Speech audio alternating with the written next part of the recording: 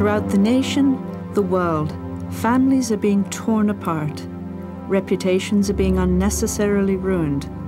All the result of false memory syndrome. You've read about it, heard about it. But what is the true nature of this syndrome that has caused such frightening results and has even split opinion in the mental health community?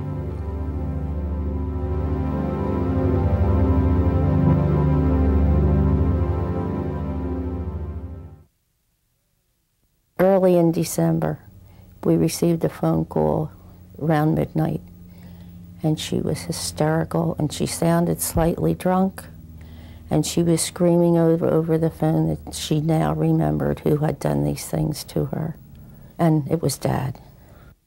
Now, we knew she had been seeing a counselor. I assumed it was a marriage counselor. I had often looked after her children when she had appointments, but we never discussed what the problems were. How we felt to be accused, you feel isolated and shocked and scared. She never gave us any specifics about what supposedly happened to her between the ages of 6 months and 10 years of age. It came out through discussions with her brothers and sisters that not only had I abused her, raped her, but her mother first of all witnessed it, but then all of a sudden her mother was in on it. And then all her brothers and sisters, it happened to them. And then it got into satanic rites and yeah, she actually babies being killed, and she actually started the satanic ritual things that she was conjuring up. Joni tried desperately to get her brothers and sisters to go along with her. And they told her no, you know, that they didn't have any recollection. This is the tragedy of false memory syndrome. Adult children holding the false belief that horrible sexual abuse occurred to them as children are accusing and cutting off their families and loved ones. Richard J. Ofshie, Ph.D., Professor of Sociology, University of California, Berkeley, winner of the Pulitzer Prize.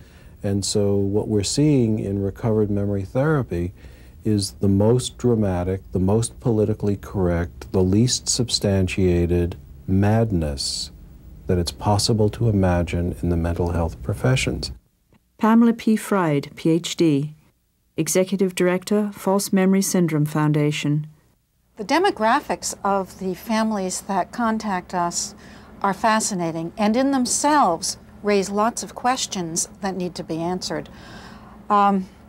We've found that for the people who are making the accusations, they're primarily women, about 90% of them, primarily in their 30s, and most of the reports fall between ages 25 and 45. The accusations range from very vague and non-specific incidents to detailed acts of satanic ritual abuse. Paul R. McHugh, MD, Phipps Professor of Psychiatry, Director, Department of Psychiatry, Johns Hopkins University School of Medicine. People come to a therapist because they've got a disorder or a psychological state that causes them distress. The repressed memory therapist then says to this now quite vulnerable person looking for an explanation that I, the expert, know that your symptoms are the signs of something that has happened in your past. It's a powerful suggestion to a vulnerable patient. I was suffering from bulimia, and it became bad enough to where the counselors that I was seeing thought that I would need inpatient treatment. So I went to a hospital that had a very highly respected eating disorder unit, and I stayed there until my insurance ran out. And during that time, I had a therapist who was, she was a bitter woman, very paranoid, and insisted that all women had been abused, you know, by men in society in some way, and was very insistent that I had been abused.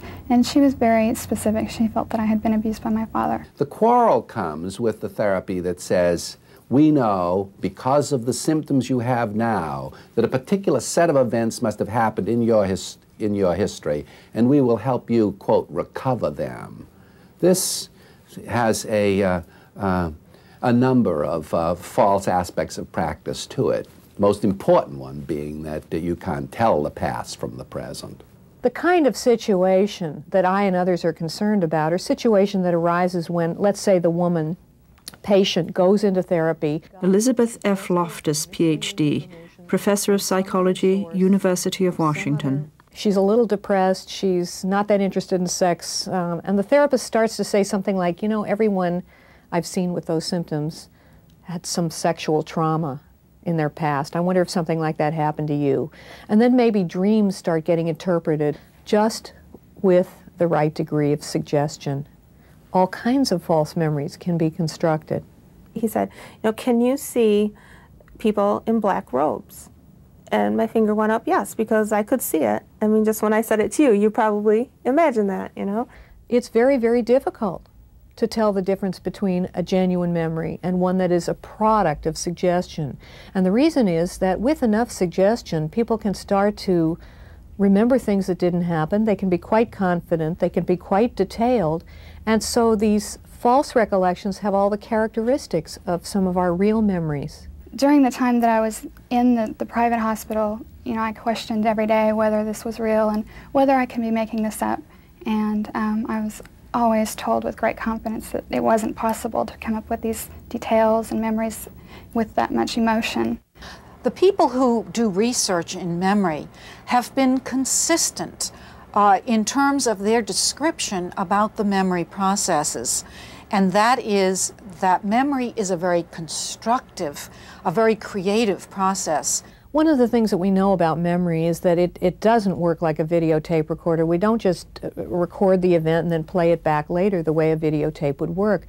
The process is much more constructive. What we're actually doing when we remember is we take bits and pieces of experience, combine them together, and we are essentially constructing our memories. I can remember I felt myself actually there. I felt like I was really there, and I was reliving it and just being horrified. Research has shown, experimentation has shown, that with suggestion you can create entirely false memories. To actually believe my eyes had witnessed these things made me just feel horrible inside, like an evil person, even though I was not an evil person, you know. And those memories are false. They are not true.